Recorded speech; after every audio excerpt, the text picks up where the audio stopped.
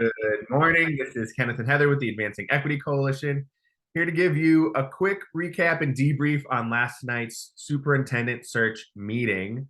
This is going to be a little bit longer than our previous superintendent search meeting because it's not just technical and logistical. It felt like last night was a little bit of an inflection point. So before we get into that, Heather, how are you doing this morning? Today we're good.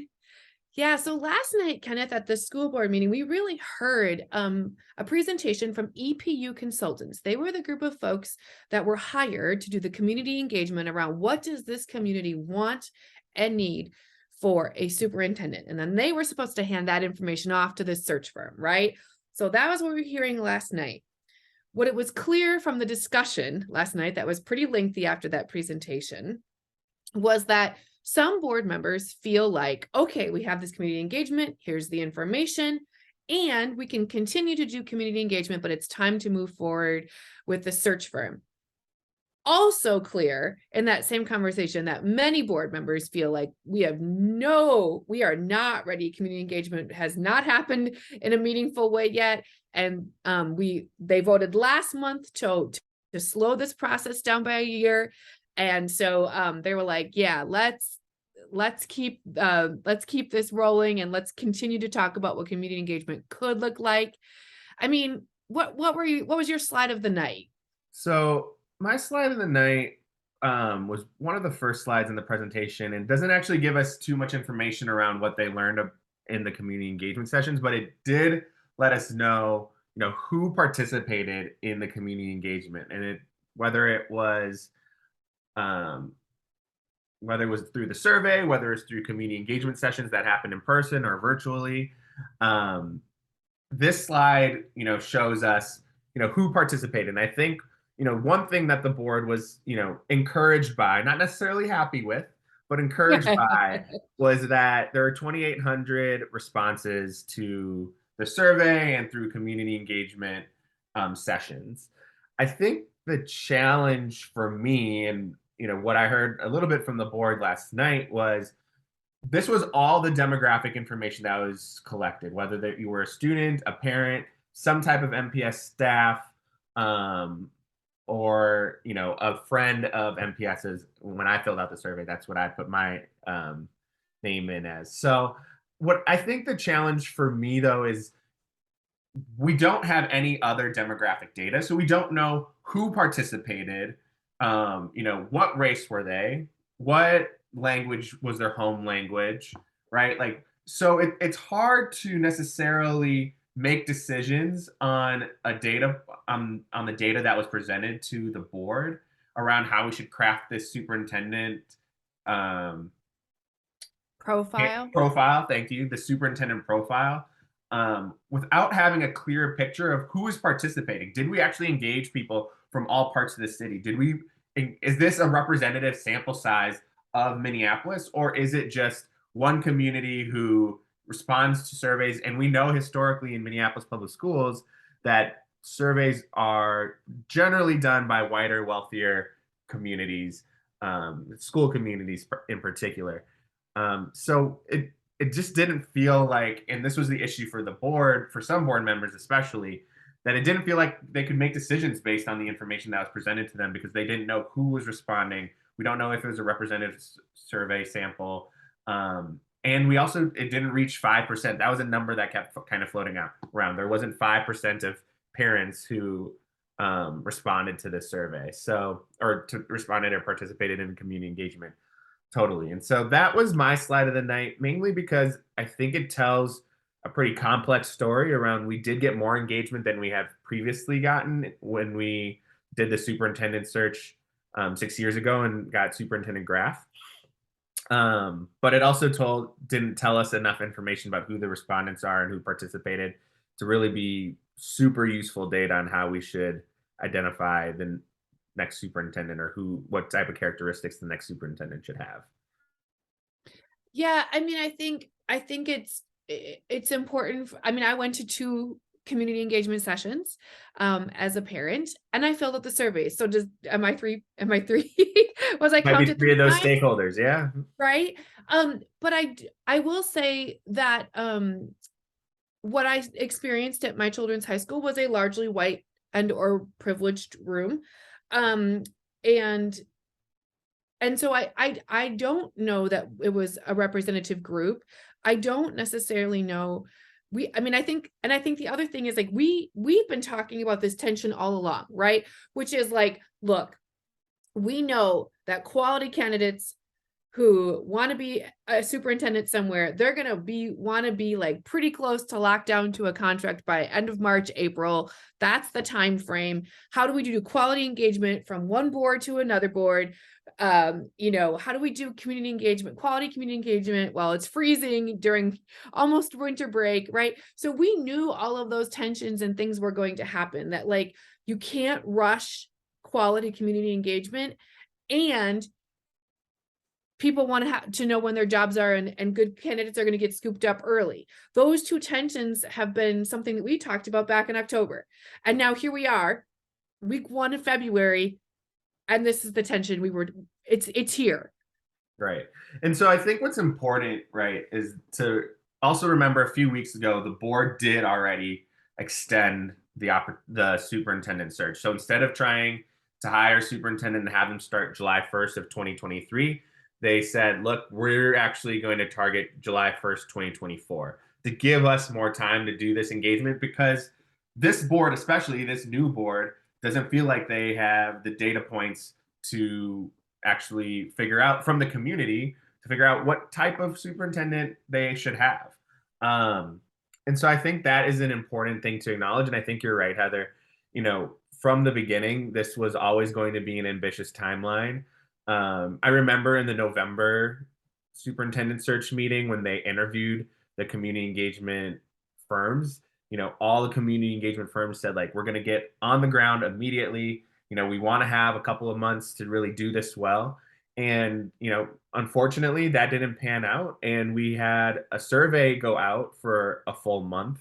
But those community engagement sessions that you were talking about happened over the span of really maybe 2 weeks or so. And so, you know, I think, you know, that's not doing community engagement. That's not doing proper community engagement. We really need to use this opportunity now with the extended timeline to, you know, really hear from community and go to where community is. Stop asking community to come to our organized spaces. Like, do both, right? Like, have an organized space where this, you know, this is what we're coming together around to talk about the superintendent search, because some people do respond really well to that. But also, if we know that we're struggling in reaching certain parts of our community, let's go to their organized things. Let's meet them where they're at. I think that's what community engagement has to look like.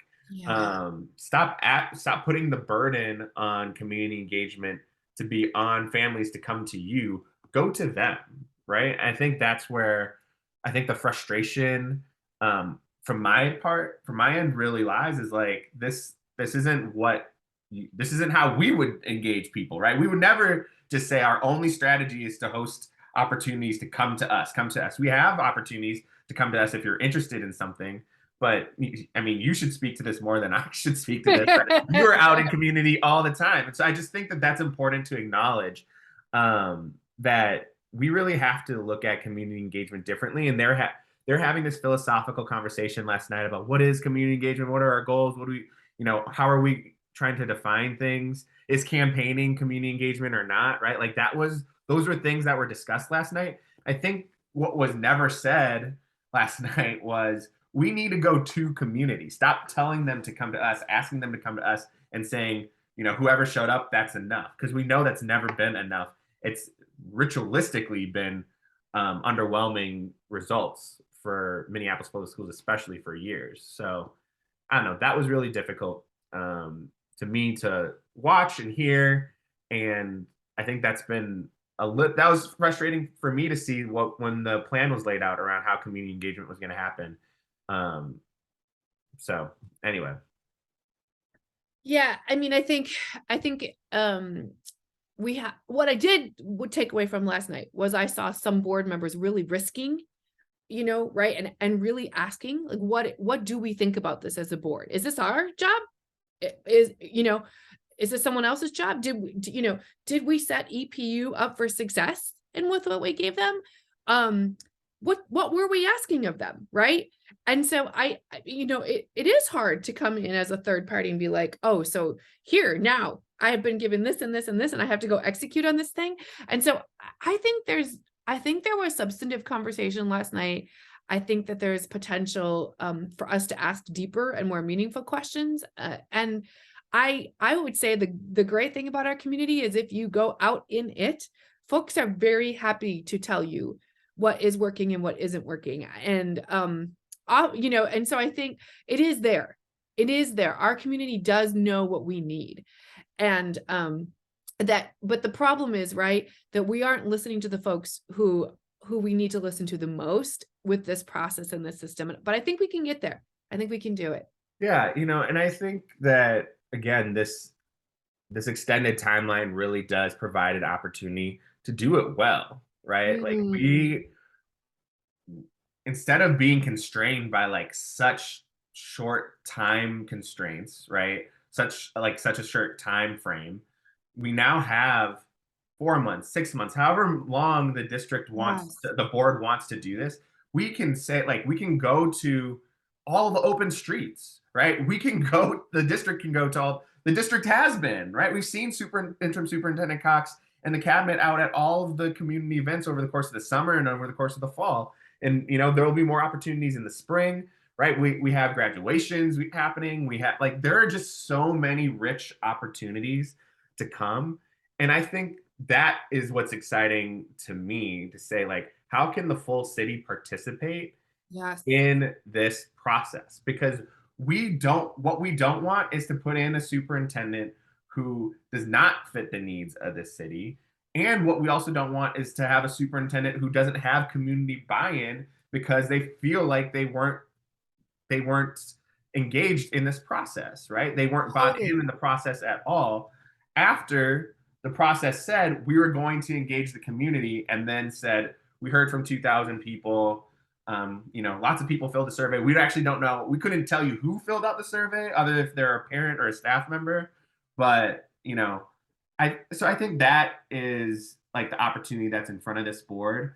And that's the opportunity that they've created for themselves, right, by voting in support of this. So I think it was really good that they were proactive and that they voted to extend this process. And now it's about actually outlining what are the expectations and what are the strategies and activities we're going to do in order to hear from community.